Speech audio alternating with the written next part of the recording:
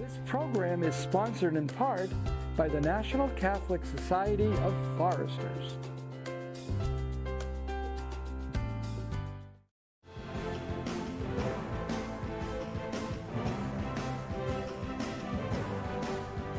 Hello again and welcome to Looking at Social Justice. I'm Jim Grant and it's my privilege to, every week, interview someone from basically the County of Fresno who is doing something that has social justice written all over it. So today we have a very special guest, Councilwoman Esmeralda Soria, who is going to be able to share with us not only some of the goings on in our city of Fresno and the county, but also in particular, and we'll begin with that topic, her commitment to SEIU 2015 for the IHSS component that needs funding from the county, which she can tell us a personal story about. And also, we want to let her know we're so glad that we're getting a local politically charged person so that we're able to use this diocese to be a platform for which people can feel free to share why they're doing what they're doing and why it's important that they be in these roles that they have. To be on the city council and to be representing a major section of our city is an honor that you know, but it's a joy to have you, Esmeralda. Thank you. Thank you, Jim, for the invitation. What might you like to say about yourself? We began by talking about your friendship with Father Alex Ignacio. Tell us a little bit about yourself, your family, Lindsay, and anything else that sets us up to know who's Esmeralda Soria. Yeah. So thank you again for the opportunity to be here, not only to share my story, but to talk about critical issues impacting our community here in Fresno County. And so I grew up, as I was mentioning, in the little city of Lindsay. My parents still reside there. I was actually just visiting them yesterday. And we grew up in the Sacred Heart Church parish.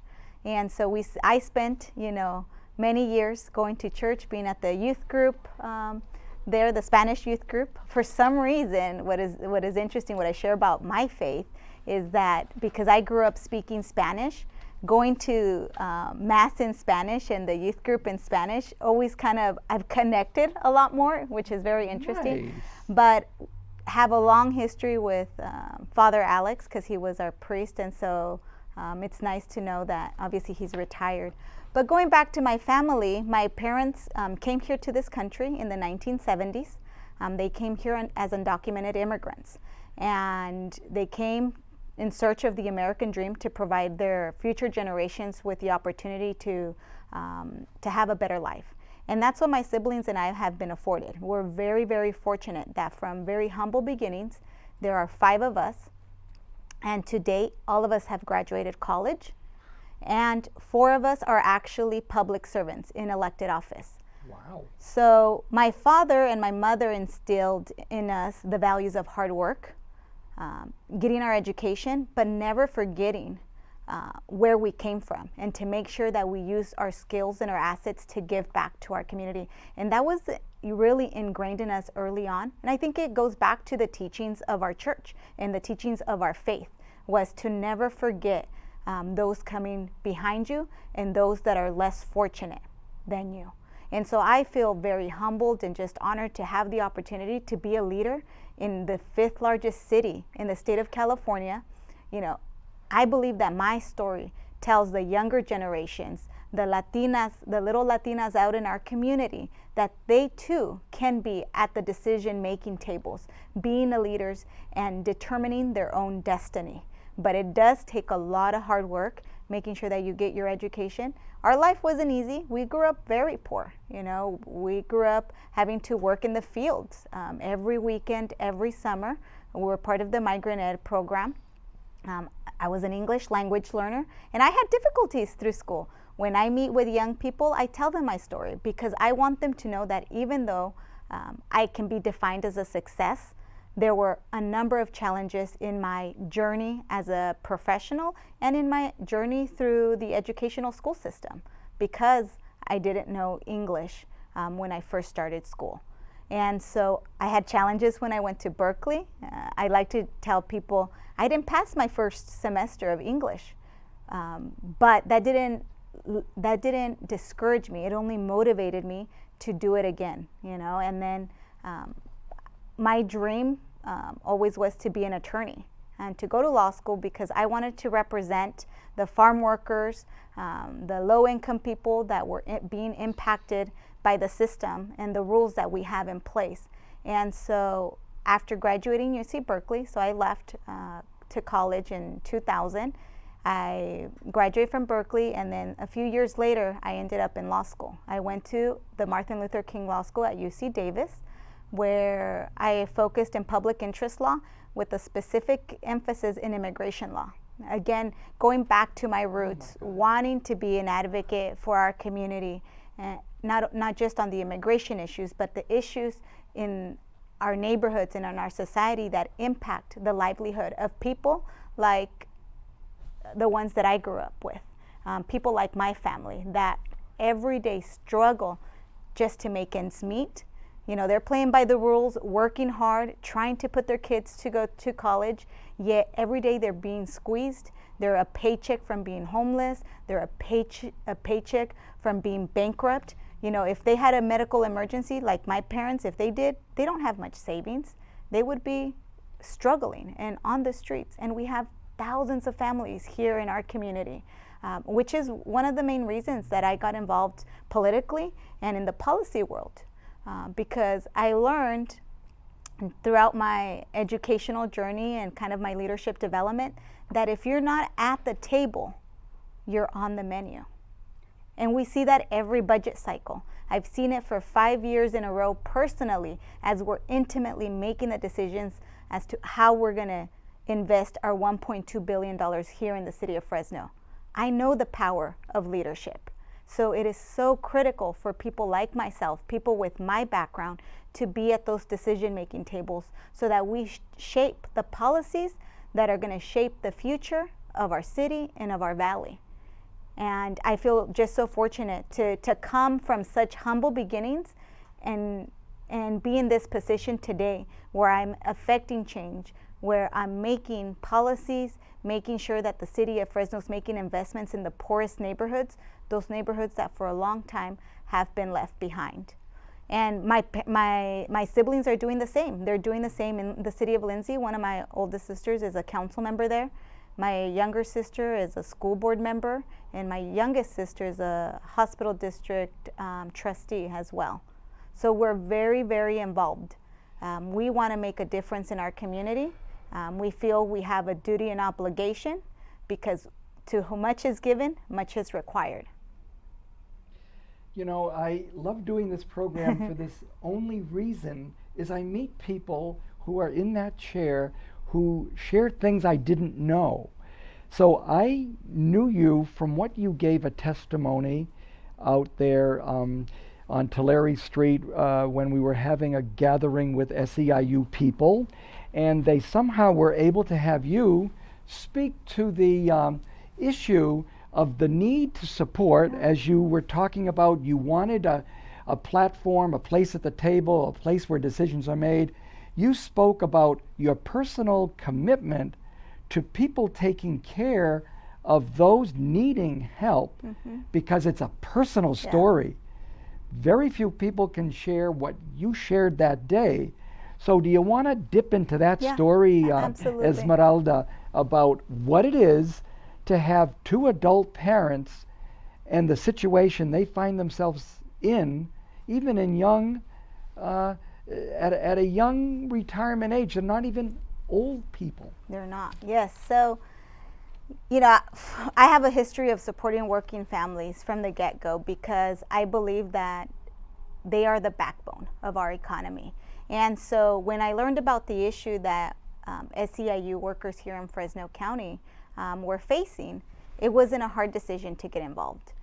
Again, because the issue is not only something that I care about, but to me it is very personal. So recently, my father, who's only 61 years old, he'll be 62 this next August, he had to retire this past year because my mother, a year after I was sworn in, so about 4 years ago, got an early diagnosis of dementia. Her Alzheimer's now has progressed, and so my mom needs 24/7 care. And so in deciding what we were going to do to make sure that my mom has the best quality of life, my dad had to make a hard decision, which was retire early, even though he is still a young, fairly young. Oh, yeah. And so what that meant that he would leave his job. He was making about $36,000, annually, which was enough to support both my mom and dad.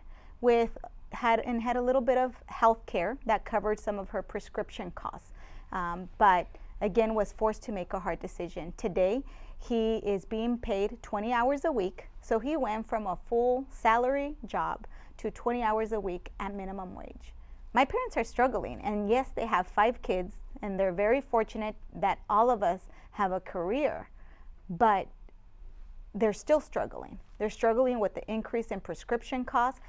My father's ability to care for my mom is hard. It becomes very difficult because now you're a caretaker 24/7 for her, and many people argue, well, why should the government pay to care for a loved one? Well, my dad was forced to retire. Had my dad not been forced to retire, he could continue working, but had my dad not gone retirement and asked someone else to come and care for my mom, the cost would be astronomical. We couldn't afford it. My dad would be going bankrupt right now. So he had to make a tough decision.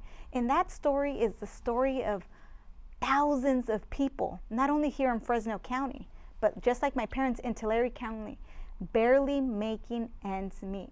They're actually saving our state government millions of dollars because family members or someone close to them, a friend, is actually taking care of people that need it the most. And so for me, it was easy to stand up and say, I'm going to stand with you because you deserve a raise. It is unjust for people to be working so hard. Taking care of a loved one that is sick is no easy task. I see it with my dad. It takes a toll on you, physically, emotionally, psychologically. And the job is a hard job. And these folks deserve to make a living wage. And they're not making a living wage. People are struggling to pay their rent, to pay their bills, and to provide for their families. They want the same opportunities that were afforded to previous generations, an opportunity to get to that middle class. And today, we're not providing that for them. So for me, it was an easy decision. And we need more advocates because these families that are working so hard in our community deserve to be paid a living wage. So what we've done, certain people in solidarity with the SEIU 2015 community, we fasted in front of the Hall of Records on the 9th of July for that day.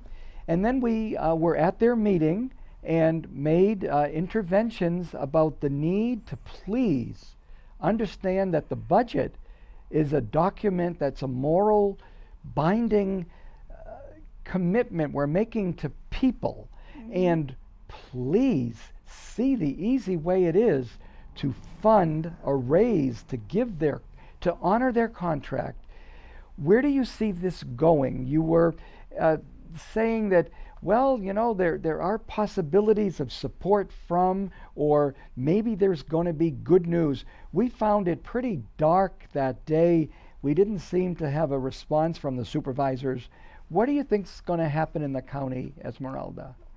Well, I don't feel very confident in terms of from our board deciding to support a raise. However, and before I go to the second piece, what I want to remind folks is that elections have consequences, both positive and negatively. If we don't elect the people that will represent us and will fight for the issues that we care, we will find ourselves in these types of situations. Fast forward to some recent decisions made in the state of California at the legislature. I have heard, and I don't have all the details, but I have heard that they made some changes where they would essentially put pressures on counties to make sure that they have an up-to-date labor contract with workers like the IHSS workers, which is, I believe, a positive sign that the state recognizes that sometimes they do have to push the local folks. And it saddens me that people here locally, in terms of the elected leaders, there's some that don't understand these investments. For every 80 cents or 84 cents that we get, we only have to match 16 cents. And guess what? Those dollars are being recycled here locally. So if this program goes away, people will lose their job, can potentially lose their home, and we will lose the revenues that come because these people are expending every single penny they're earning in our local economy. They're buying the basic necessities. And I know it because that's the story of my family. Let's switch it just a little to the city. So what we've been talking about basically with the SEIU issue, with the labor union, with the effort to have the county budget reflect some justice. We're not looking for, generosity. We're just looking for justice. Yeah. Now let's switch it to what's going on with the budget. Again, something that you have a lot more, let's say, connection to, because you're one of the 7 that are determining what's going on with our city.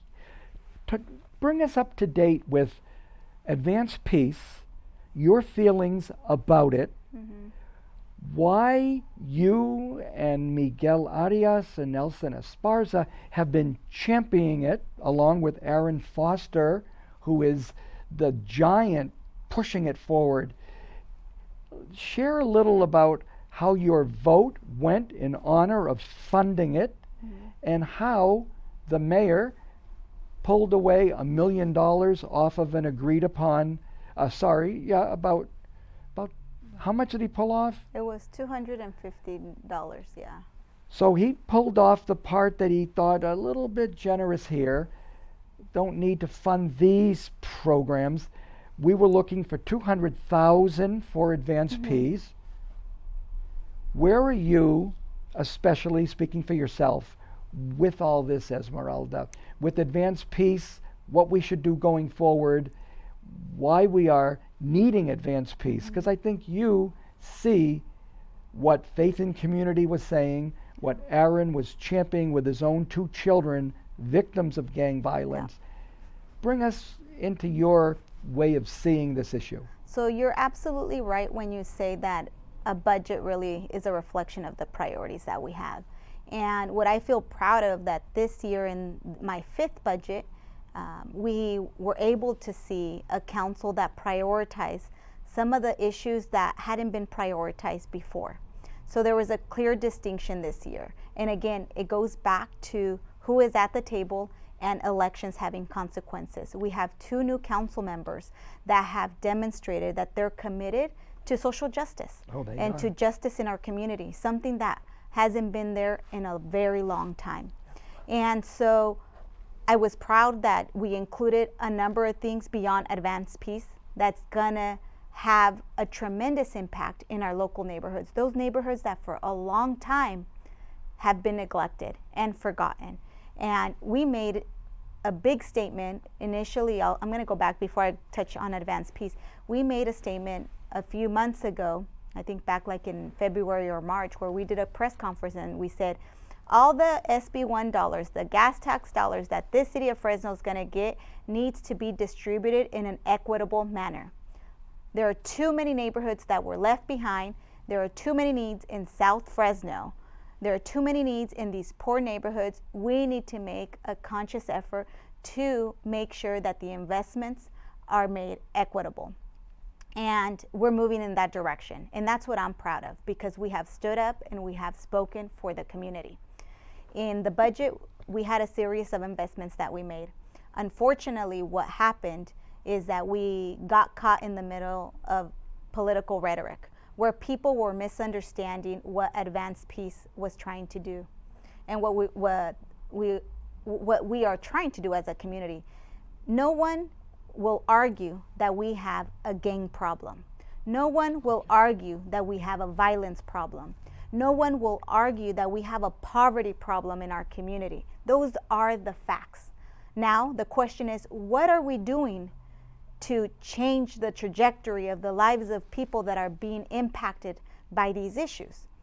Well, we, the council, saw that through the advocates advocating for us to invest in gang prevention. And gang prevention, one way was through the Advanced Priest program.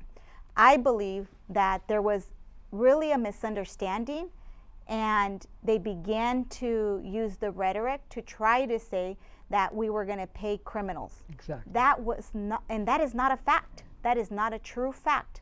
What we were trying to invest in is provide seed money to an organization that will help us create a program to do gang prevention and help us address the issues of shootings that more recently have taken way too many lives, innocent lives, kids being shot in our own neighborhoods, in the neighborhoods that we represent.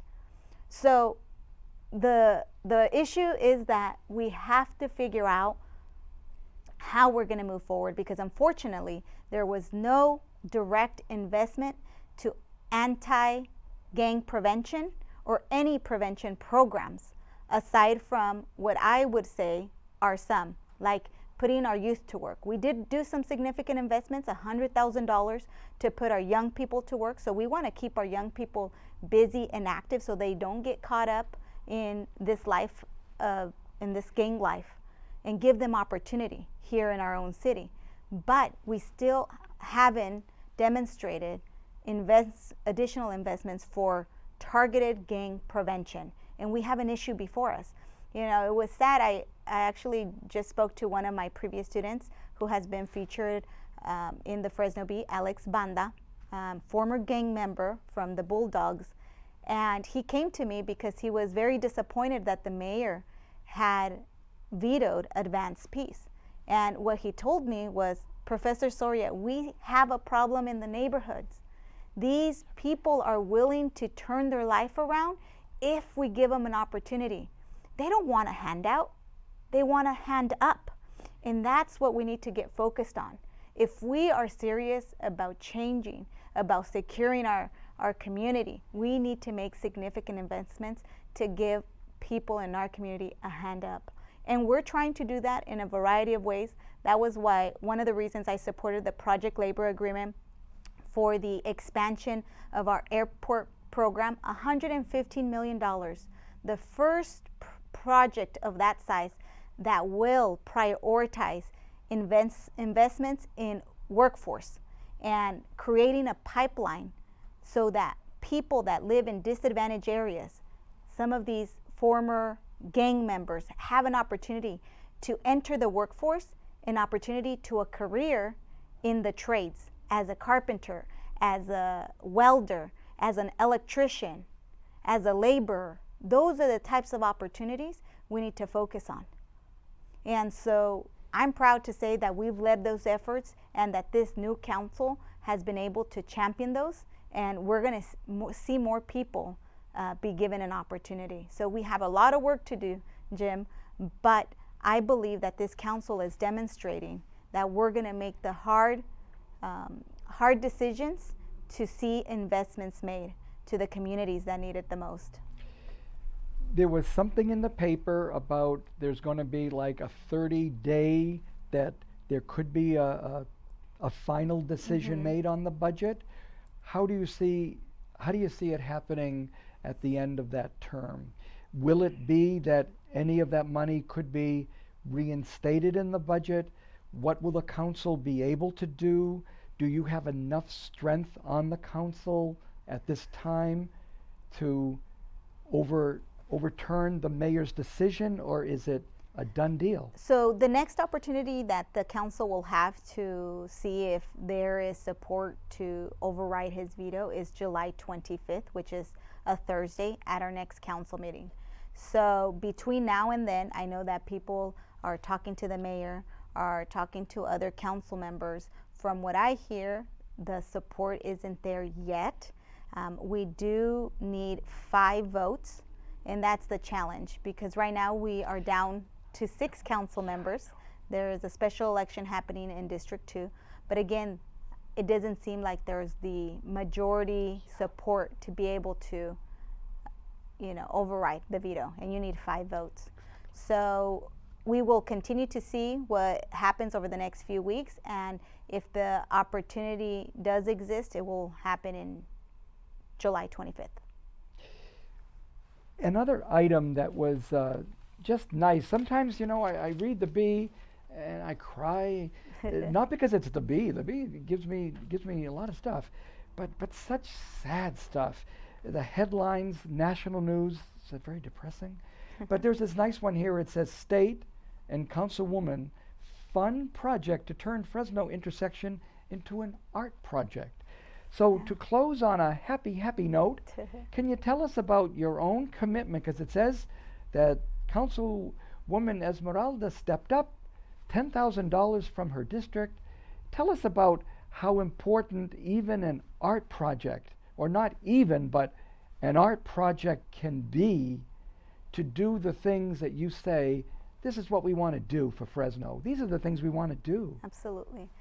This project in particular is a strong example of the types of investments that we want to do. And it sends a strong message to our neighborhood that we care, that this is a place that we want to see thrive and that we want to see bring life to. And so I partnered up with Fresno Arts Council. I've been a big supporter of the arts community. In the past, I have tried to get our budget to invest some dollars into the arts. Unfortunately, I have not been successful. However, because I do have a discretionary small budget, I can choose a variety of different projects throughout the city to be able to invest. Fresno Arts Council proposed, hey, there's an opportunity where if we get matching dollars, we can do this great art project. I thought it was a phenomenal idea. A few years ago, I did a similar art project in that same corridor on Weldon and Echo in the Fresno High neighborhood, where I partnered up with our Fresno High School students to do mosaic art trash cans. So if you go and walk in that little corridor, there were no trash cans before, and now the trash cans are very nicely decorated. So what we'll see is, and what we've seen as the result of our investment is transformation in our neighborhoods. And that's what I want people to realize, that we are not only solving problems at City Hall, we're coming to the neighborhoods and transforming them even through the smaller projects, through this investment in the arts. And we're gonna see a similar crosswalk with a different design in the Tower area and Olive and Washon. So we, as a community, are coming together to do a second crosswalk as well. I want to thank you, Esmeralda, for giving me this first interview, hoping we'll have you back. Thank you very much for viewing and listening to our podcast. We'll be back with another guest next time. Till then, God bless.